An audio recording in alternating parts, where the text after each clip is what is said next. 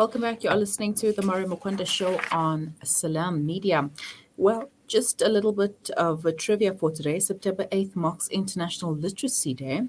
To celebrate this day, we're having a giveaway to stand a chance to win. Tell us what UNESCO stands for. That is UNESCO.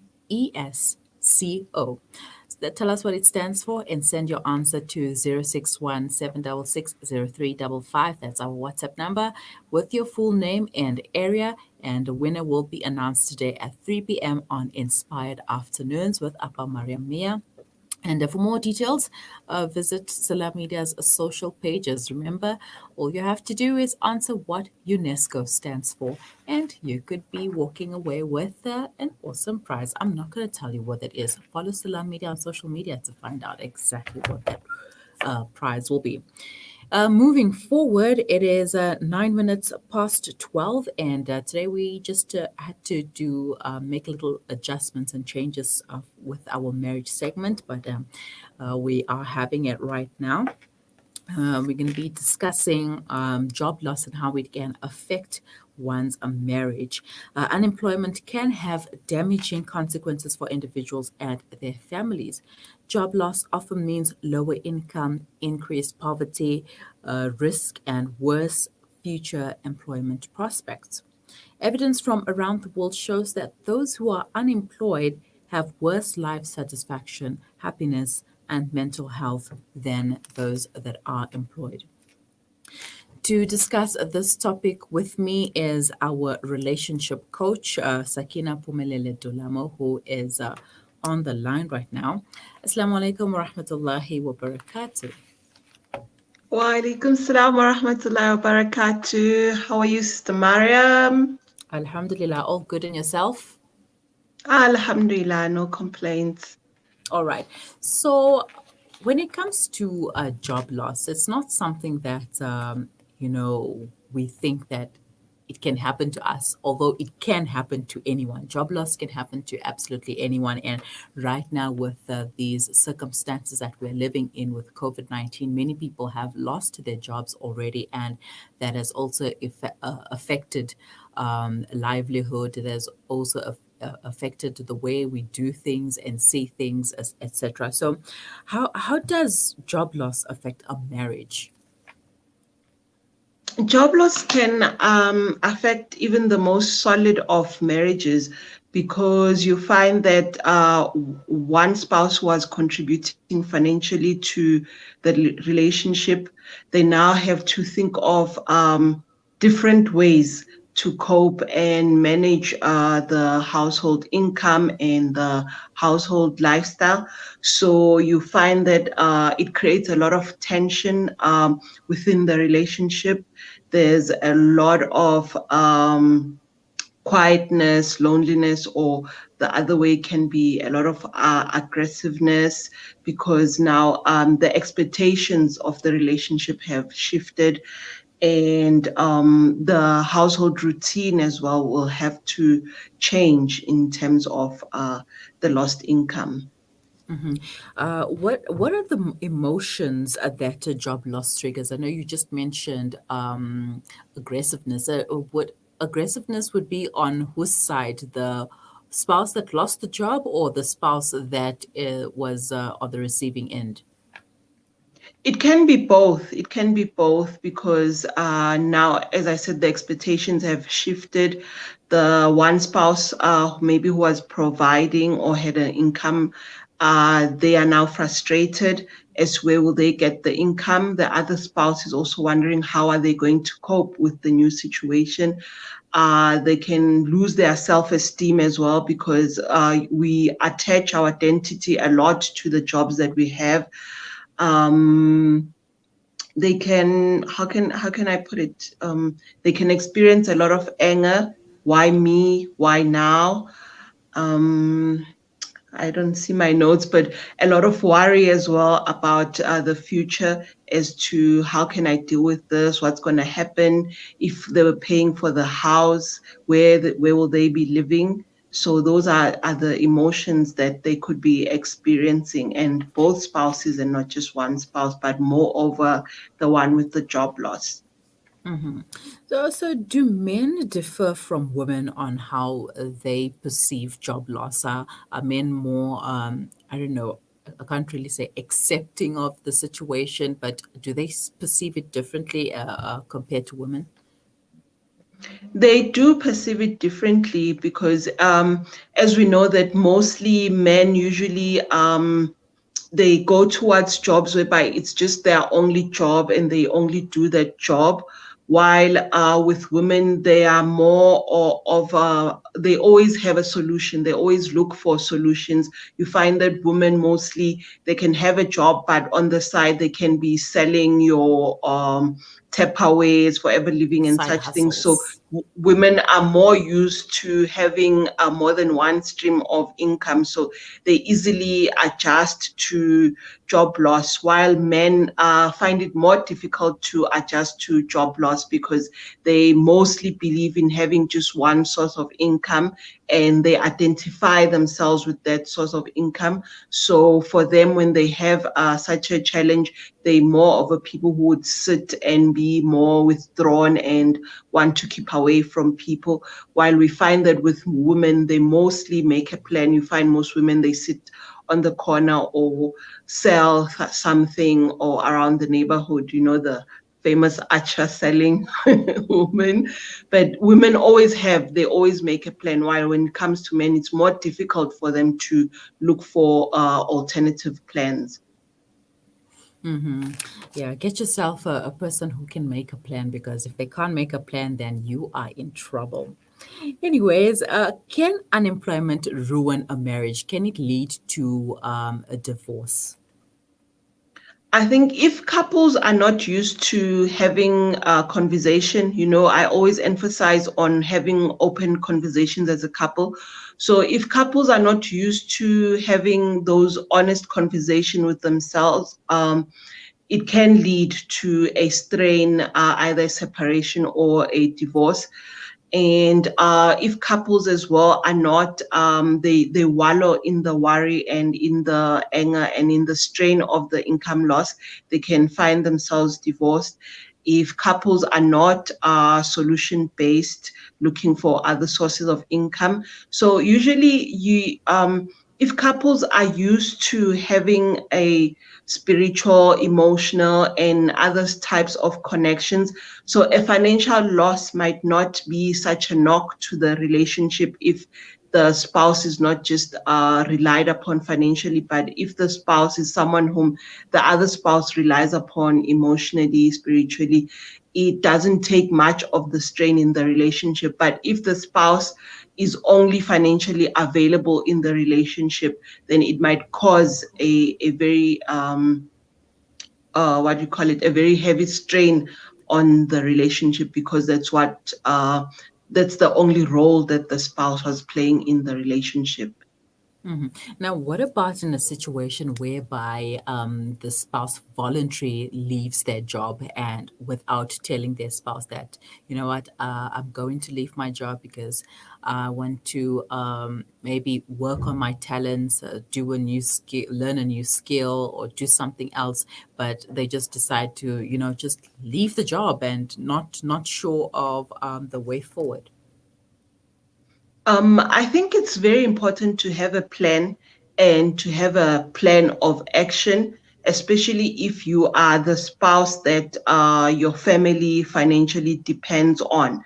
So obviously, we've been programmed that a job most of the time is the only income, while we know a job is not the only available income. So a person can decide to start their own business. So it's very important to have that in conversation whereby the other spouse understands the strains of a business, that maybe for a good 6 to 12 months, the other spouse might not have a consistent income while they are trying to build their business. Mm-hmm. So you have to have a plan. You have to have a plan if you decide to leave your job, because if you are responsible for paying the house rent, you have to make a plan on how you're going to be still paying the rent, buying food, and other household expenses. Well, some people have that mindset of, you know what, we'll see when we get there. We'll cross that bridge when we get to it. But unfortunately, crossing that bridge has left a lot of people deep, waist deep in the river. And how can spouses encourage the unemployed spouse? Because obviously, when you lose your job, you know, it's such an overwhelming experience. You know, it's something that you're going through a lot of emotions right now. You're unsure, like you mentioned some of those emotions, and you're unsure of your life. You're unsure of the route that you're supposed to be going through. You ask yourself a lot of questions. You ask God, if why is this happening to you, and why now, and you haven't planned, you haven't done anything, and you're just sitting there thinking to yourself what to do. And at this point, that's when you need some support from your family and close friends. And how can people support their spouses in such an instance? It's very important not to put the other spouse down. And that's why I'm saying you should be solution based, solution focused. So that will help you not to put the other spouse down.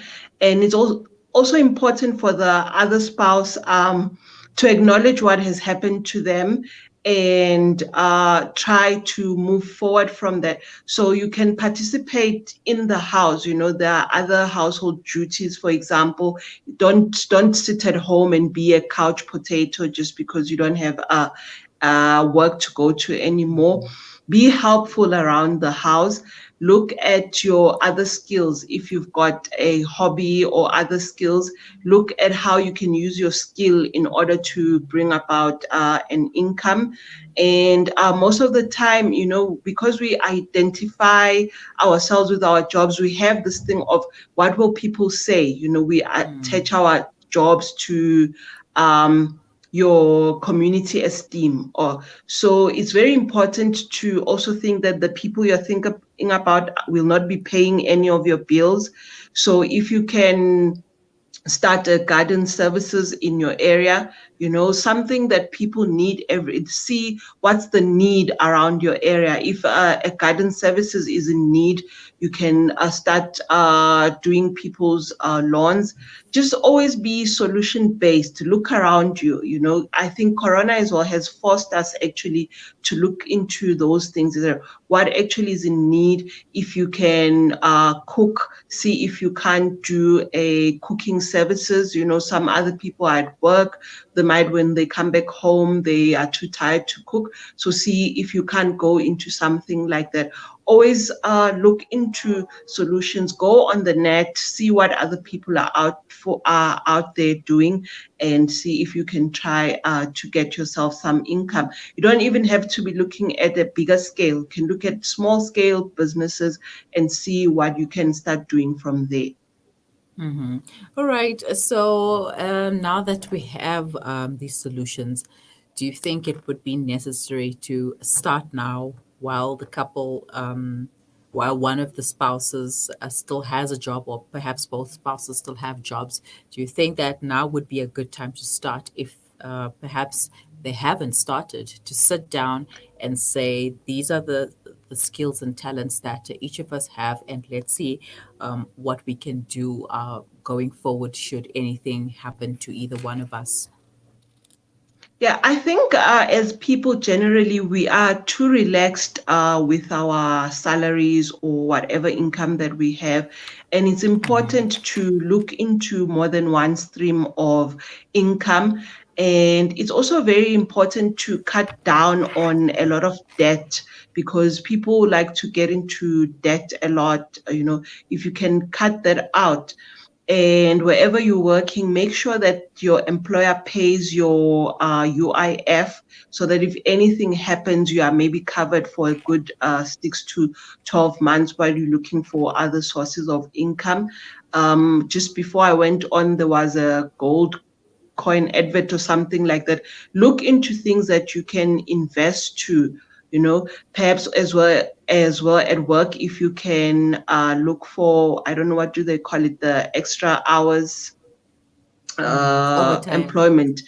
yeah, overtime. If you can look into overtime at work and then save that money, don't use your overtime payments. See if you can save it a good.